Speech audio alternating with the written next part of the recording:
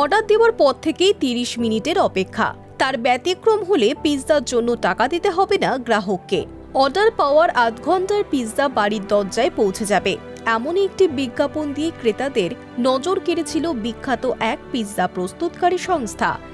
ভারতে ওই সংস্থার ব্যবসায়িক সাফল্যের নেপথ্যে 30 মিনিট স্লোগানটি একটি বৈপ্লবিক ভূমিকা পালন করেছিল। বিজ্ঞাপনী কৌশলটি ভারতে তাদের ব্যবসার মডেলকে আমূল বদলে দিয়েছিল। এই দেশে ধুঁকতে থাকা পিৎজা ব্যবসাকে দিয়েছিল নতুন দিশা। পিৎজার অর্ডার দিলে তা আধ ঘন্টার মধ্যেই গ্রাহকের দোরগোড়ায় পৌঁছে দেওয়া হবে। এর বেশি সময় লাগলে খাবারটি বিনামূল্যে পেতে পারেন গ্রাহক। তবে এর জন্য কিছু শর্ত প্রযোজ্য। একসময় ভারতে পিৎজা ডেলিভারি মানেই ছিল দীর্ঘ অপেক্ষা, যদিও তখনও ঘরে ঘরে সান্ধ্য জলখাবার বা রাতের খাবারের বিকল্প হয়ে ওঠেনি পিৎজা। পার্টি বা অনুষ্ঠানের দিনগুলিতে সীমাবদ্ধ ছিল ইতালীয় এই খাবারটি। মধ্যবিত্তের বসার ঘরেও তেমন জনপ্রিয় হয়ে ওঠেনি পিৎজা। মনে করা হয় এরাই ভারতের প্রথম সংস্থা যারা সময়ের গুরুত্ব দিয়ে গ্রাহকদের মধ্যে বিশ্বাস তৈরি করাতে পেরেছিল। 30 মিনিটে খাবার আসবেই, এই নিশ্চয়তা মানুষকে অলস সময় বা চটপট খাবারের প্রয়োজনে ওই সংস্থাকে বেছে নিতে বাধ্য করে। এমনিতেই এখন মানুষের হাতে সময় কম, তার উপর খিদে পেলে অপেক্ষা করতে পারেন না অনেকেই। গ্রাহকদের এই তাড়াহুড়োকে কাজে লাগিয়ে ব্যবসায় বাজিমাত করে বিখ্যাত ওই আমেরিকান পিৎজা রেস্তোরাঁ চেনটি। তাও আবার এমন এক সময় যখন এদেশে পিৎজা ব্যবসা একেবারেই ভালো চলছিল না। ক্রেতাকে আধ ঘন্টার বেশি অপেক্ষা না করানোই হলো তাদের সবচেয়ে বড় বিজ্ঞাপন ও ডেলিভারির কৌশল। ভারতের সংস্থাকে আজকের অবস্থানে পৌঁছতে এই একটি সাহসী সিদ্ধান্ত সবচেয়ে বড় ভূমিকা নিয়েছিল। পিৎজার জগতে বিখ্যাত এই সংস্থা, দেশ জুড়ে প্রায় 1000টিরও বেশি শাখা রয়েছে তাদের। 1996 সালে ভারতে ব্যবসা শুরু করে সংস্থাটি। নয়াদিল্লিতে তাদের প্রথম পিৎজা আউটলেটটি চালু হয়েছিল। প্রতিশ্রুতি রক্ষা করার জন্য সংস্থা তাদের আউটলেটের অবস্থান এবং রান্নাঘরের ব্যবস্থাপনায় আমূল পরিবর্তন আনে। 30 মিনিটের ডেলিভারি মডেলটি শুধু একটি বিপণন কৌশল ছিল না, এর সাফল্যের নেপথ্যে আরও কিছু গভীর কৌশল কাজ করেছিল। 30 মিনিটের ডেলিভারির এই যুদ্ধ রাস্তায় নয়, রান্নাঘরেই জিতেছিল সংস্থা। রান্নাঘরের স্ক্রিনে অর্ডার ভেসে আসার সঙ্গে সঙ্গে রুটি বেলে সস মাখিয়ে তার উপর নির্দিষ্ট টপিং সহ চিজ ছড়িয়ে দেওয়ার কাজে লেগে পড়েন পিৎজা প্রস্তুতকারক। এই পুরো প্রক্রিয়াটি মাত্র 4 মিনিটের মধ্যে সম্পন্ন করতে হয়। রান্না করতে আরও 6 মিনিট সময় লাগে। এরপর ডেলিভারির অর্ডারটি রাউটিং টেবিলে চলে আসে। এখানকার 6 থেকে 7 জন কর্মী পিৎজাগুলি ডেলিভারি বাক্সে প্যাক করেন। এগুলি ওয়ার্ম ব্যাগ নামে পরিচিত। এই প্রক্রিয়ায় আরও 5 মিনিট সময় লাগে। এরপর আসে ডেলিভারি, যাতে সাধারণত 8 মিনিটের বেশি সময় লাগে না। এরপরেও হাতে থাকে 7 মিনিট।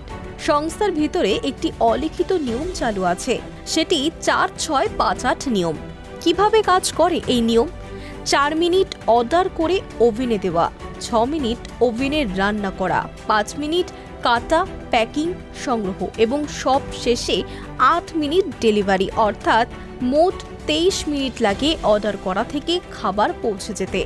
অপ্রত্যাশিত পরিস্থিতির কারণে সংস্থাটি তাদের কর্মীদের জন্য বাকি 7 মিনিট অতিরিক্ত বরাদ্দ করে রেখেছে। এই নিখুঁত সময় ব্যবস্থাপনাই তাদের সাফল্যের মূল চাবিকাঠি।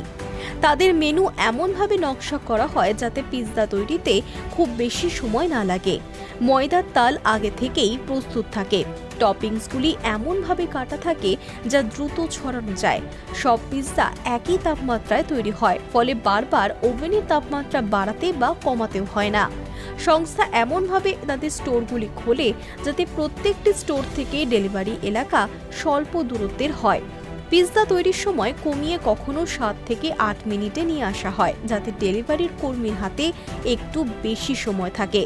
কোন পথে গেলে যানজট কম হবে, কোন এলাকা থেকে কত অর্ডার আসতে পারে, এই সমস্ত তথ্য বিশ্লেষণ করে সংস্থা ডেলিভারির সময় নিয়ন্ত্রণ করে। তাদের অ্যাপ এবং ট্র্যাকিং ব্যবস্থা গ্রাহকদের পিৎজার অবস্থান দেখার সুযোগ দিয়ে এক ধরনের উৎসাহ তৈরি করে।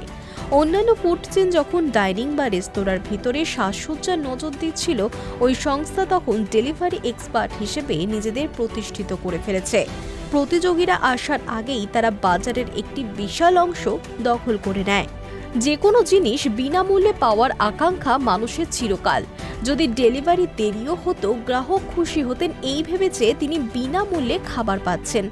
আবার অনেক সময় দেরি হলে ডেলিভারির কর্মীরা স্বেচ্ছায় বিনামূল্যে পিৎজা দেওয়ার প্রস্তাব দিলেও অনেক গ্রাহক অপরাধ বোধে ভুগে তা প্রত্যাখ্যান করতেন। তবে পরিসংখ্যানে দেখা যায় সংস্থার ৯৯% ডেলিভারি সময়ের মধ্যে সফল হয়েছে।